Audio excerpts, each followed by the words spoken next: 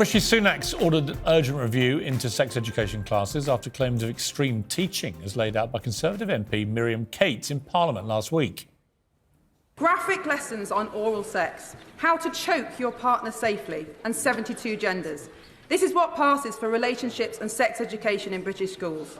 Across the country, children are being subjected to lessons that are age inappropriate, extreme, sexualising and inaccurate. This is not a victory for equality, it is a catastrophe for childhood. Well, joining me now is columnist and author of Stolen Youth, Karol Markowicz. Well, welcome to you, Karol. This has been a big issue, obviously, over in the States. It's a big issue now in the UK as well. And it just raises this whole question of how young is too young to even get into discussions at school about sex and gender and so on?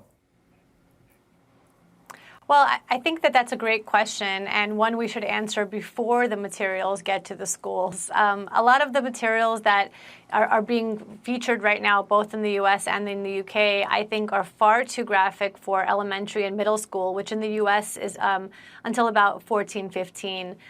So I think that when we look at this kind of materials and that they end up in our schools, I think we need to trace back how that happened and really get to the bottom of it, because this isn't accidental. This isn't just accidentally landing in our schools. Somebody's pushing this, and we need to find out why. What, I mean, that's the big question. I don't get it, really. I've got 4 kids, and I'd be horrified at some of this stuff, which I'm reading now, had been put on them when they were young and impressionable kids at school. I don't understand why it started. It never used to be that this was going on in schools. Right. I think the sexualization of children is happening younger and younger. And in our book, Stolen Youth, we really point out that this is part of a overarching indoctrination campaign to throw kids into kind of a disarray. They're much easier to convince into things. And, you know, in the U.S., we call it, the word has been grooming.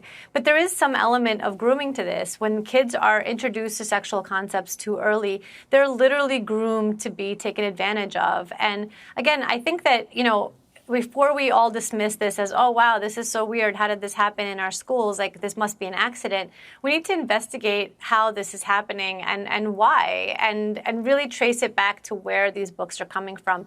I live in Florida, where this has become a giant debate. My governor, Ron DeSantis, has demanded that these books be pulled out of school libraries, and for this he's been called, you know, a book burner, a book banner, but nobody wants porn in the school library. I haven't met a parent yet who's for it, so I think he's really doing what parents want. I completely agree with DeSantis. I don't understand why he's being portrayed as the devil here. The people who are behaving in a devilish manner to me are the ones putting all this stuff in the schools to start with.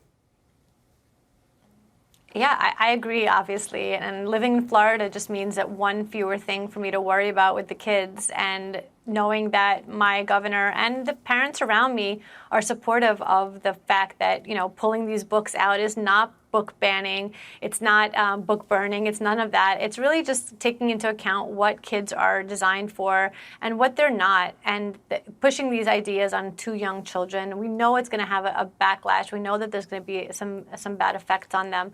And I don't know why we continue to pretend that this is some, you know, not important issue. People don't run for school board, for example, on let's get porn into the school libraries. It's all done in secret. But once you discover it, I think it's up to the parents and the schools to act. And I like that my governor, Ron DeSantis, is doing that.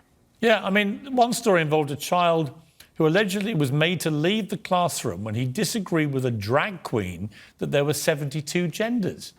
I mean, the world's gone completely nuts. It's the child who queried this who got told he had to leave, not the drag queen spewing some nonsense about 72 genders.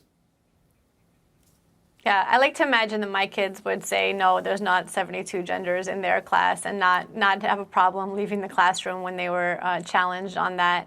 But that's really also the thing. Parents need to lay the foundation at home. Throughout the book Stolen Youth, we teach parents how to do that, because your kids are going out into the world. They are being introduced to new ideas and new concepts. And if you want to challenge those concepts before the kid gets indoctrinated, you have to teach them at home. You have to lay your values out for them at home. And you need to give them the strength to move through the world and be brave. Yeah, I totally agree.